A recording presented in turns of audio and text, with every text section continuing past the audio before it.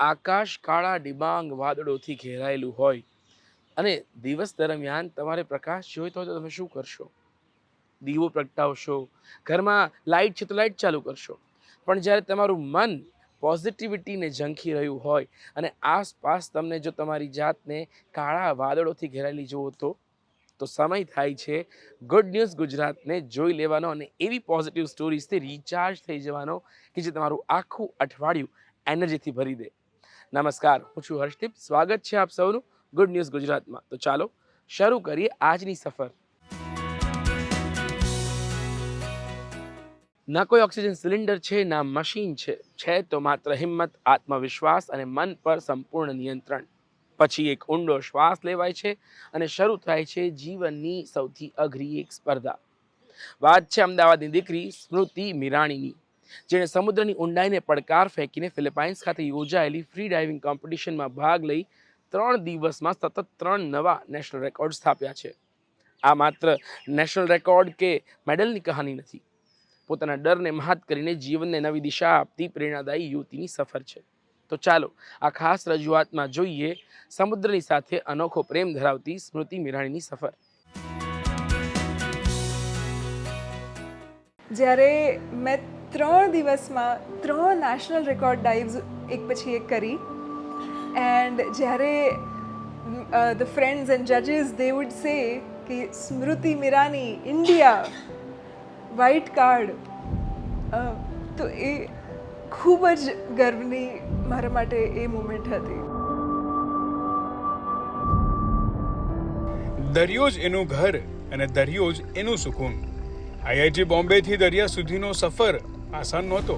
કામ, જવાબદારીઓ અને અપેક્ષાઓ વચ્ચે સ્મૃતિએ પોતાના મનનો અવાજ સાંભળ્યો અને વળી ગઈ દરિયા તરફ.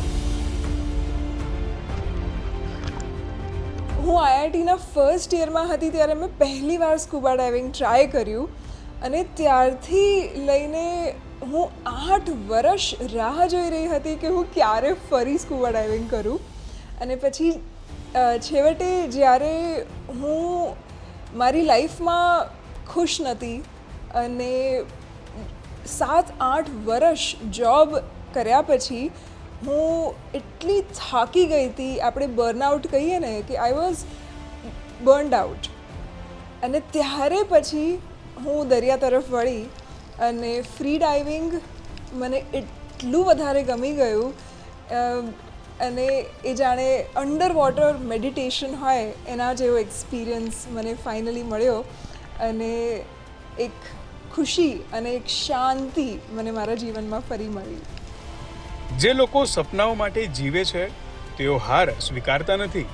સ્મૃતિએ શરૂઆત કરી માલ્ટામાં 15 મીટરની ડાઈવ, થાઈલેન્ડમાં 30 મીટરની ડાઈવ, અને પછી 13 મહિનાની સતત મહેનત બાદ તેમણે 40 મીટરથી વધુ ઊંડાઈ સુધી ડાઈવ કરીને ભારતીય મહિલાઓ માટે એક નવો ઇતિહાસ રચ્યો. સાથે સાથે ફ્રી ડાઇવિંગમાં નેશનલ રેકોર્ડ પણ બનાવ્યા. આમાં અલગ અલગ ડિસિપ્લિન હોય છે. આપણે ડેપ્થ જોઈએ તો એમાં તમે લાઇનને પુલ કરીને કરી શકો, એને ફ્રી ઇમર્શન કહેવાય છે. એ મારું ફેવરેટ ડિસિપ્લિન છે. તો એમાં મેં પહેલાં 2 નેશનલ રેકોર્ડ 36 મીટર્સ અને પછી સેકન્ડ ડે પર 39 મીટર્સનો રેકોર્ડ એમાં કર્યો. અને બીજું એક ડિસિપ્લિન જે મેં ચૂઝ કર્યું એ હતું નો ફિન્સ. એમાં આપણે સ્વિમિંગ કરતા હોઈએ પૂલમાં, એ જ રીતે પણ આપણે ડેપ્થમાં સ્વિમિંગ કરીએ છીએ without the help of fins or rope. એ ડિસિપ્લિનમાં મેં 27 મીટર્સ ઊંડાઈ સુધી ડાઇવ કરીને એ મારો 3જો નેશનલ રેકોર્ડ કર્યો. સ્મૃતિની આ સફરમાં પરિવારનો પણ ખૂબ સહયોગ રહ્યો. જેવી રીતે એણે કહ્યું કે અમે અંડામાન્સ ગયા હતા અને એણે સ્કૂબા ડાઇવિંગ કર્યું, ત્યારે એના સાથે જે ગયા હોય ઓક્સિજન સિલિન્ડર એની સાથે જે ઇન્સ્ટ્રક્ટર ગયા હોય, ત્યાં બોલવાની તો છૂટ હોય નહીં, પણ એ કોન્સ્ટન્ટ પેલાને કહી રહી હતી કે હજુ મને નીચે લઈ જાઓ, મારે હજુ દરિયામાં નીચે જવું છે. તો એ એમના માટે પણ સરપ્રાઇઝિંગ હતું કે લગભગ ત્યારે 18 વર્ષની હશે ને એણે બધા રજૂ એને દરિયામાં ડીપ જવા માટે કહી રહી હતી કોન્સ્ટન્ટ. મને દરિયો એટલો ગમે છે અને મને લોકોને શીખવાડવું પણ ગમે છે. કારણ કે મેં એજ્યુકેશન સેક્ટરમાં કામ કરેલું હતું. તો why not teach people free diving? અને જે વસ્તુથી મને આટલી સારી ફિલિંગ અને આટલી શાંતિનો અનુભવ થયો છે કે હું બીજા લોકોને પણ એનો અનુભવ કરાવું. So that was the reason. એ કારણથી મેં ફ્રી ડાઇવિંગ ઇન્સ્ટ્રક્ટર બનવાનું પસંદ કર્યું અને ઓલમોસ્ટ 40 લોકોને અલગ અલગ સમયે અલગ અલગ દરિયાઓમાં પોતાના મન ઉપર કાબૂ કરીને દરિયામાં કેવી રીતે ઝંપલાઈ શકાય એ મેં એમને શીખવાડ્યું. I wish Smruti the best with the current projects. I really hope she returns to training with us soon. We haven't even scratched the surface of her true limits. I know her story will inspire the next generation of freedivers in India and motivate the future champions. क्योंकि भारतीय फ्रीडाइवर्स अब विश्व स्तर पर अपनी पहचान बना रहे हैं. ऐसी उपलब्धियां नए खिलाड़ियों को प्रेरित करती है और भारत में फ्री डाइविंग के भविष्य को मजबूत बनाती है. સ્મૃતિ મીરાણીની આ સફર આપણને શીખવે છે કે વિજય હંમેશા સૌથી ઊંચા મંચ પર ઊભા રહેનારનો નથી. વિજય તેનો છે જે પોતાના ડરને હરાવીને દરેક વખતે ફરી એકવાર પોતાના સપના તરફ ડૂબકી લગાવવાની હિંમત કરે છે. કૃણાલ ચૌહાણ સાથે સુમન બોરાણાનો રિપોર્ટ.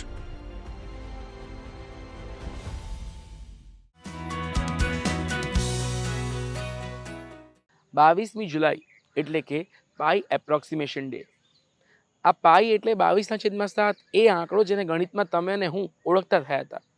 ગણિત શબ્દ સાંભળતા મગજમાં અઘરા દાખલાઓ, ગૂંચવણભર્યા આલેખો અને બહુ બધું એક સાથે ખુલી જાય છે. ગણિતને અને આપણે કંઈક અલગ સંબંધ રહ્યો છે. પરંતુ હવે જો હું તમને એવું કહું કે આગલી સ્ટોરીમાં તમે એક એવા દંપતીને મળવાના છો જેમણે ગણિતને વધુ સરળ બનાવવાના વર્ષોથી પ્રયત્નો કર્યા છે. તો ચાલો પહોંચી જઈએ આણંદ અને મળીએ એક શિક્ષક દંપતીને જેણે અલગ અલગ મોડલ્સ અને આકૃતિઓ ડેવલપ કરીને ગણિતને અલગ રીતે સમજવાનો અને ગણિત સાથેનો અભિગમ બદલવાનો એક પ્રયત્ન કર્યો છે. ગણિત એક એવો વિષય છે કે જે ગોખવાનો નહીં પણ સમજવા સાથે અલગ રીતે વિચારવાનો અને તર્કનો વિષય છે. એક એવો વિષય જેમાં મોટા ભાગે નાના બાળકોથી લઈને મોટા વિદ્યાર્થીઓ મૂંઝવણમાં મુકાતા હોય છે. ત્યારે આ વિષયને પોતાના જીવનમાં સંપૂર્ણપણે આત્મસાત કરી ગણિતમાં મગ્ન જીવતા આ વૃદ્ધ દંપતી છે આણંદના વલ્લભ વિદ્યાનગરમાં રહેતા પ્રોફેસર મહાવીર વસાવડા અને તેમના પત્ની પ્રોફેસર હેમાબેન વસાવડા. 90 વર્ષની ઉંમર હોવા છતાં આજે પણ આ દંપતી વિદ્યાર્થીઓ માટે ગણિતને સરળ બનાવવાના કાર્યમાં લાગેલા છે. જો આકાશવાણીથી જેવા સમાચારો આવે છે એવી જાતના સમાચારો આપણે ગણિતને લગતા, ગણિતજ્ઞોને લગતા, એને પ્રસંગોને લગતા, કંઈક રમૂજભરી રીતે, કંઈક માહિતીપૂર્ણ રીતે એ જ આપીએ તો કેમ. 1975ની અંદર અમે પહેલી વાર એવો કાર્યક્રમ આપ્યો. અમારે કેવું છે કાર્યક્રમ ખૂબ સફળ થયો અને પછી જાણે કે પછી અમે સમાચારો આપતા. આજે પણ કેટલા વર્ષો પછી એટલે કે લગભગ 50-51 વર્ષ પછી પણ એ કાર્યક્રમ ચાલુ છે. જે વિદ્યાર્થીઓને અભ્યાસેતર વિજ્ઞાન ગણિતમાં રસ હોય એવા આવે. ગણિત જ એવું કંઈ નહીં, અમે શરૂ કર્યું એટલે ગણિત વર્તુળ નામ આપ્યું, પણ એમાં વિદ્યાર્થીઓ જ બધું કરે. વિદ્યાર્થીઓ કોયડાઓ આપે, છાપામાં કંઈ ગણિતના અને નોબેલ આને આબેલ પ્રાઇઝ મળ્યું ને વિજ્ઞાનમાં આને નોબેલ પ્રાઇઝ મળ્યું તો એના સમાચાર એ લોકો લઈ આવે અને જે સમાચાર લાવે એ જ પાછું ત્યાં કાર્યક્રમ વખતે વાંચી અને પછી એની વાતો કરે, બધા ચર્ચા કરે. કોણ બનેગા કરોડપતિ એવો કાર્યક્રમમાં ચાલતો હતો. તો મને વિચાર્યું કે કોણ બનેગા ગણિતપતિ એવો એક કાર્યક્રમ જો આપણે આપીએ આની અંદર, એટલે કે ક્વિઝનો કાર્યક્રમ, જે રીતે આ કોમેર કરોડપતિ ક્વિઝનો કાર્યક્રમ છે એવી રીતે કોણ બનેગા ગણિતપતિ ક્વિઝનો કાર્યક્રમ આપી તો એ પણ બહુ સફળ થયો. પોતે ગણિત વિષયમાં તજજ્ઞ બન્યા બાદ આ વિષયને લોકભોગ્ય બનાવવા આ બેઉ મહાનુભાવોએ પોતાની આખી જિંદગી આપી છે. થોડોક વખત તો રાવ સાહેબની અસર નીચે મેં ઘેરે પણ મોડેલ્સ બનાવ્યા, લગભગ 93 ઉપર મોડેલ્સ બનાવ્યા. ઘેરે લેબ જેવું ખોલ્યું, વિદ્યાર્થીઓ અહીંયા આવે, અહીંયા તો કોઈ વિજ્ઞાન કેન્દ્ર જેવું હતું નહીં, આવે વિદ્યાર્થીઓ થોડા ઘણા, એને કંઈક પઝલ્સ આપીએ, એને કંઈક સમજાવીએ, એને મોડેલ્સ કરીએ.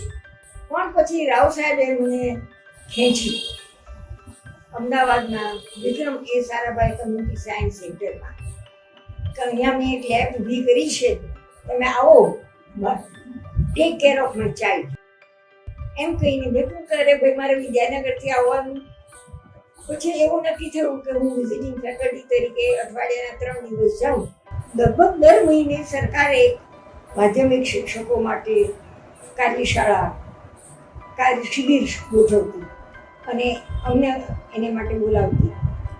શિક્ષકો માટે એટલા માટે કે એક શિક્ષક તૈયાર થાય તો વર્ષો વર્ષ એ પાસ ઓન કરે, ગુજરાતથી માંડીને રાંચી સુધી અને નીચે વિશાખાપટ્ટનમથી માંડીને દિલ્હી અને કપૂરથાલા સુધી એમ અમે વર્કશોપ્સ કરી. એટલું જ નહીં, માલદીવ્સમાં પણ અમે વર્કશોપ કરી. ગુજરાતમાં ગણિત વિષયમાં ઉત્કૃષ્ટ યોગદાન આપનાર પ્રોફેસર AR રાવ સાહેબના વિદ્યાર્થીઓ ડૉક્ટર મહાવીર વસાવડા અને હેમાબેન વસાવડાએ પ્રોફેસર AR રાવ સાહેબના ગણિત મિશનને આગળ ધપાવવામાં બહુમૂલ્ય ફાળો આપ્યો છે, જેમાં સુગણિતમ મેગેઝિન અને ગુજરાત ગણિત મંડળ મુખ્ય છે. રાવ સાહેબનું ઇંગ્લિશમાં જે હતું એને હું ત્યાં હતી ત્યારે રિવાઇઝ કર્યું અને એનું ભાષાંતર કર્યું. એમાં પુષ્કળ કોયડાઓ જેમાં ગણિતના સમીકરણ ઉકેલવાના અને ત્રિકોણમિતિ વાપરવાની ક્યાંય આવી જતી હોય પણ એનાથી જ થાય એવું નહીં. કોમન સેન્સના, લોજિકના એવા પણ પ્રશ્નો. અને આ સાઈઝની ચોપડી કરવાનું કારણ એ કે તમે તમારા ખિસ્સામાં નાખી શકો અને રેલવે પ્લેટફોર્મ પર ટ્રેનની રાહ જોતા હો તો બેઠા બેઠા એક કોયડો કરી શકો. જે કામ કરી રહ્યા છે પપ્પાએ ગણિતને રસપ્રદ બનાવવા માટે, એનો ડર તોડવા માટે અસંખ્ય લેખો, ઉગાડી રાખજો બારી, રમતા ભમતા, એવા કેટલા બધા લેખો, ગણિત સાયકલના પૈડામાં વર્તુળ, સ્ત્રીના ચાંદલામાં વર્તુળ, કઈ રીતે દૈનિક જીવનમાં છે. મમ્મીએ 82 વર્ષની ઉંમરે 82 વિડીયોઝ બનાવી માધ્યમિક અને ઉચ્ચતર માધ્યમિક બાળકોના એટલે વિદ્યાર્થીઓના અમને માટે ગણિતને મોડેલ્સ દ્વારા કેવી રીતે સમજી શકાય. આ બધું જે સતત કાર્યરત રહેતા હોય એવા મમ્મી પપ્પા હોય અને એમનું જ્યારે આવી રીતે જુદી જુદી રીતે સન્માનિત થાય ત્યારે કોને ગૌરવ સાથે વિશેષ આનંદ.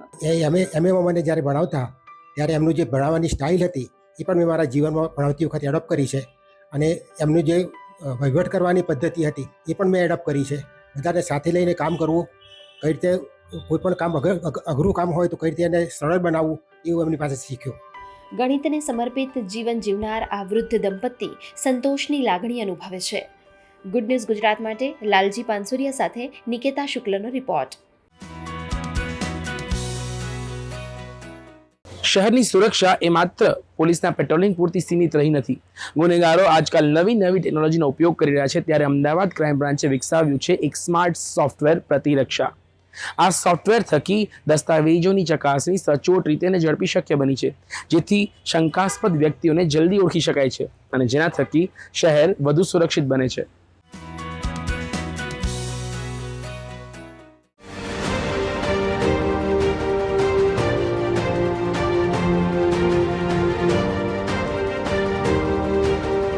ઘણા ગુનાઓમાં આરોપીઓ બનાવટી આધાર કાર્ડ, ખોટા સરનામા અથવા નકલી ઓળખપત્રોના આધારે પોતાની ઓળખ છુપાવવાનો પ્રયાસ કરતા હોય છે, પરંતુ પ્રતિરક્ષા એપ્લિકેશન આવા દસ્તાવેજોની વિવિધ અધિકૃત ડેટાબેઝ સાથે ચકાસણી કરે છે, માહિતીનું ક્રોસ વેરિફિકેશન કરે છે અને કોઈ પણ પ્રકારની ગેરરીતિ સામે આવે તો પોલીસને તરત જ એલર્ટ કરે છે. આ એપ્લિકેશનના કારણે હવે ભાડુઆતો, ઘરઘાટીઓ, વિવિધ સંસ્થાઓમાં કામ કરતા કર્મચારીઓ તેમજ અન્ય વ્યક્તિઓની ઓળખ અને દસ્તાવેજોની ચકાસણી વધુ ઝડપી, પારदर्शक અને વિશ્વસનીય બની रही है. जैसा कि हमारे यहाँ पहले पथिक ऐप चल रही थी. पथिक ऐप बेसिकली हर होटल, गेस्ट हाउस पूरे गुजरात से लिंक्ड थी. कोई भी यूज़र जब चेक इन करता था, गेस्ट चेक इन करता था, उसका होटल वालों की रिस्पॉन्सिबिलिटी थी कि उस हमारे पोर्टल पे उसका डाटा अपलोड करे, डॉक्यूमेंट अपलोड करे. अब उसी को हमने ऑटोमेटेड उसमें जैसे ही कोई यूज़र जाएगा आप आधार ऐप से, तो वो OVSC का जो हमारा जो सर्टिफिकेट है उसके आधार पे हम एक बार कोड जनरेट करेंगे हर होटल के लिए.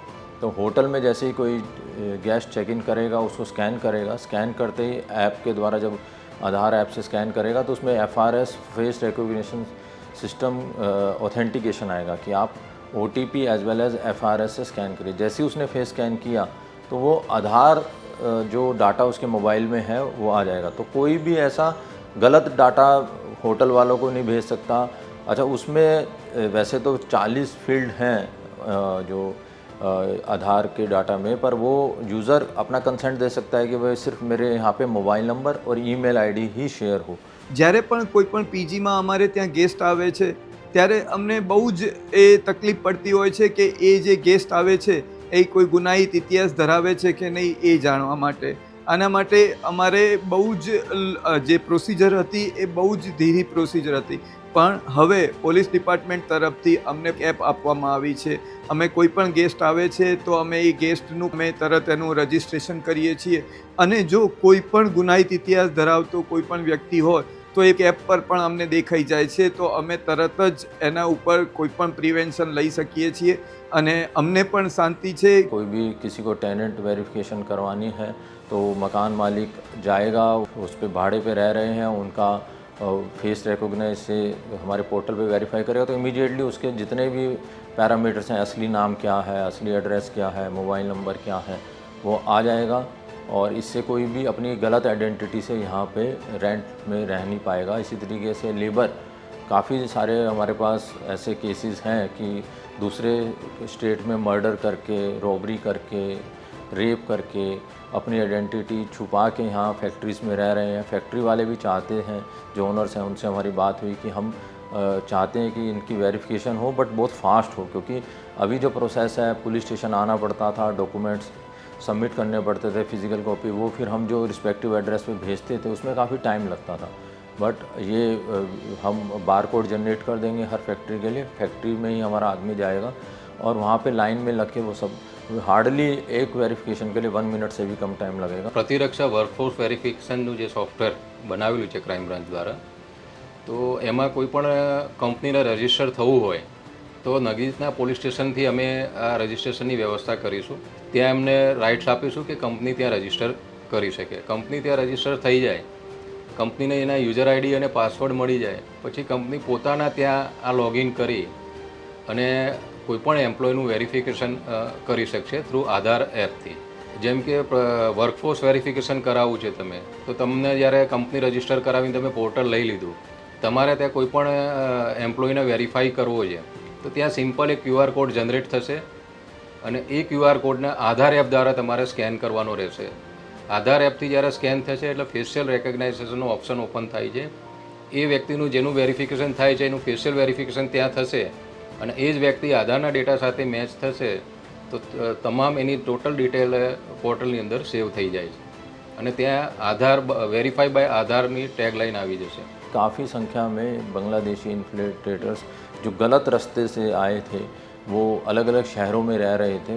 चंडोला में भी हमने काफ़ी बड़ी संख्या में 2025 में 415 से ज़्यादा बांग्लादेशीज़ को डिपोर्ट किया है.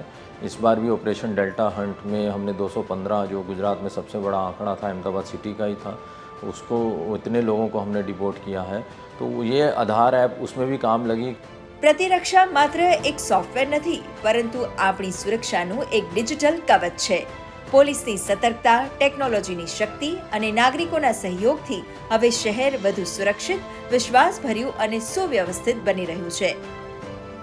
કેમેરામેન કૃણાલ ચૌહાણ સાથે સુમન બોરાળાનો રિપોર્ટ. મિત્રો, ઘરમાં કોઈ એવી વસ્તુ છે ખરી જે તમારા દાદી નાનીની અલગ અલગ નાની નાની યાદોને સાચવતી હોય અને કાળક્રમે ધીરે ધીરે ધીરે ખબર પણ ન પડે ક્યારે એ જ વસ્તુ માતાના સંભારણાઓને સાચવતી થઈ જાય? આવી વસ્તુ એટલે શું? એક નાની એવી પટારી. આજ ઘર બદલાય, જીવન બદલાય, જીવનશૈલી બદલાય, પણ પટારી નથી બદલાતી. આજના સમયમાં પટારી ક્યાં બને છે તમને ખબર છે? આટલી સરસ રીતે કારીગરી કરેલી પટારી બનાવે છે કોણ? કેટલા પરિવારોની મહેનત છે એની પાછળ. ચાલો આજે તમે લઈ જઈએ આ પટારીઓના શહેરમાં, રાજકોટના જસદણમાં, અને જાણીએ પટારીઓ કેવી રીતે બને છે અને આપણા સુધી પહોંચે છે.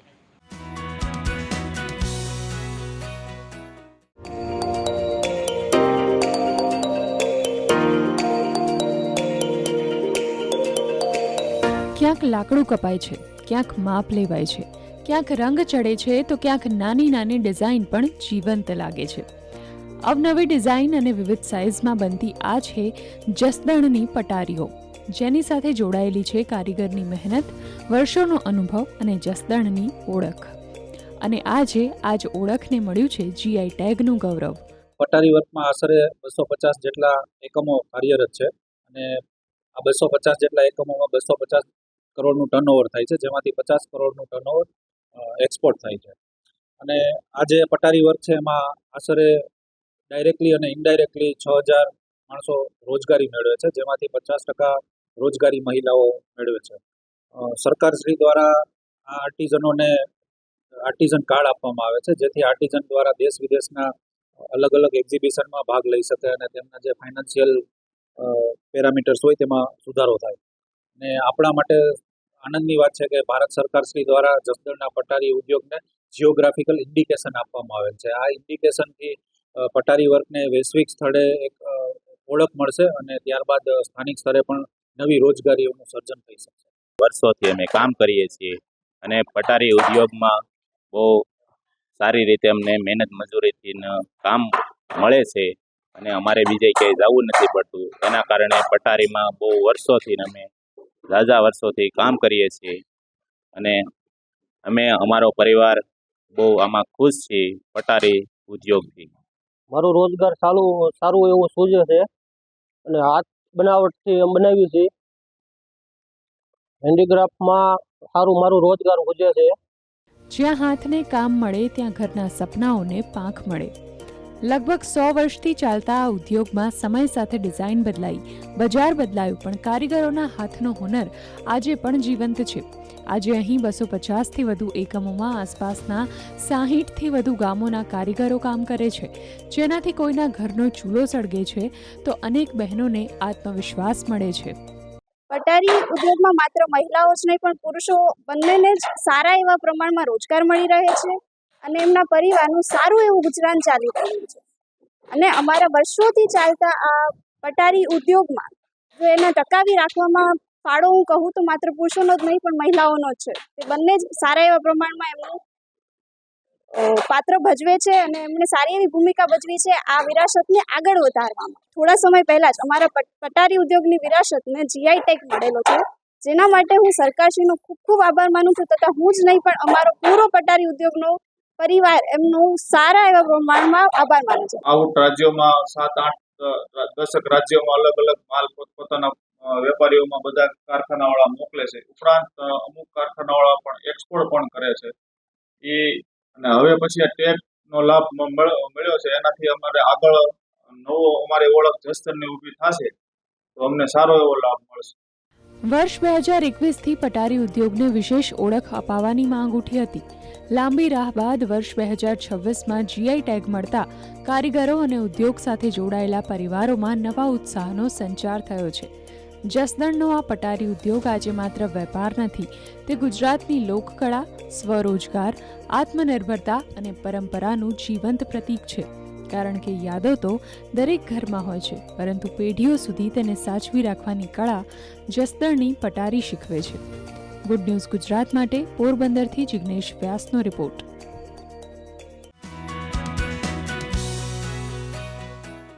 તો આ હતો અમારો કાર્યક્રમ ગુડ ન્યૂઝ ગુજરાત. આપ અમારો આ કાર્યક્રમ અમારી YouTube channel DD news Gujarati પર પણ જોઈ શકો છો. આપ આપના પ્રતિભાવો તથા ગુડ ન્યૂઝ મોકલી શકો છો goodnewsgujarat@gmail.com પર. આ સપ્તાહે માત્ર આટલું જ. ફરી મળીશું. રજા આપશો. નમસ્કાર.